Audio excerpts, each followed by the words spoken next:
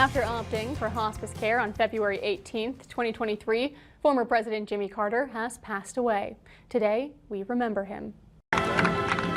Jimmy Carter spent about 2 hours in North Dakota in 1976 on his way to the White House. We have no leadership, but we need some again.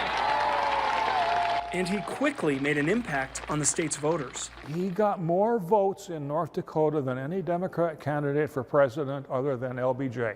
Jim Fugely was there that day, where he snapped a picture just like this one of President Carter with North Dakota Governor Art Link. In his speech at the Bismarck Airport, Carter talked about things North Dakotans cared about and still do. In our own country, though, we are blessed with great deposits of coal that's clean burning, that can be mined with strict strip mining laws to protect the quality of our land and the beauty of nature.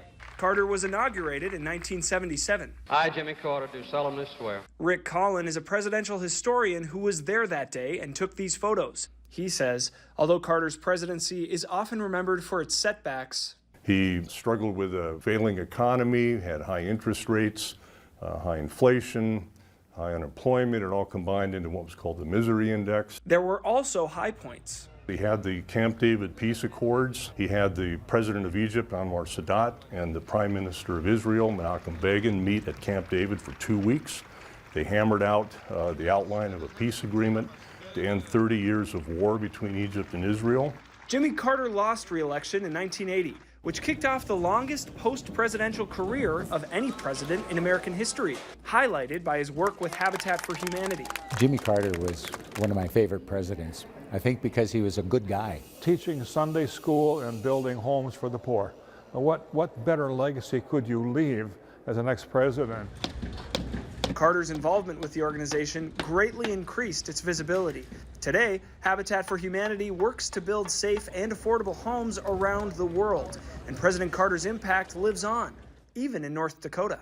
It just so happens that earlier this session, I introduced a bill here in North Dakota that allowed Habitat for Humanity to do their work in a little more efficient and less costly manner. Senate Bill 2207 was signed into law in early April. Jimmy Carter also founded the Carter Center, which nearly eradicated the guinea worm disease in Africa and Asia, a disease which, at one point, afflicted nearly 4 million people. As of 2023, there are only 13 cases left in the world. And if they wipe out those final cases, it'll be only the second time in human history that a human disease has been completely eradicated. Smallpox is the only other one. For his humanitarian efforts, he was awarded the Nobel Peace Prize in 2002. We can choose to alleviate suffering. We can choose to work together for peace. We can make these changes. And we must. And for those who remember him, both as our nation's 39th president and as a compassionate human being, the news that he entered hospice care on February 18th caused many to pray for what came next. Although some saw his next chapter as a given. He's got a straight shot to heaven. Remembering President Jimmy Carter after a life well lived.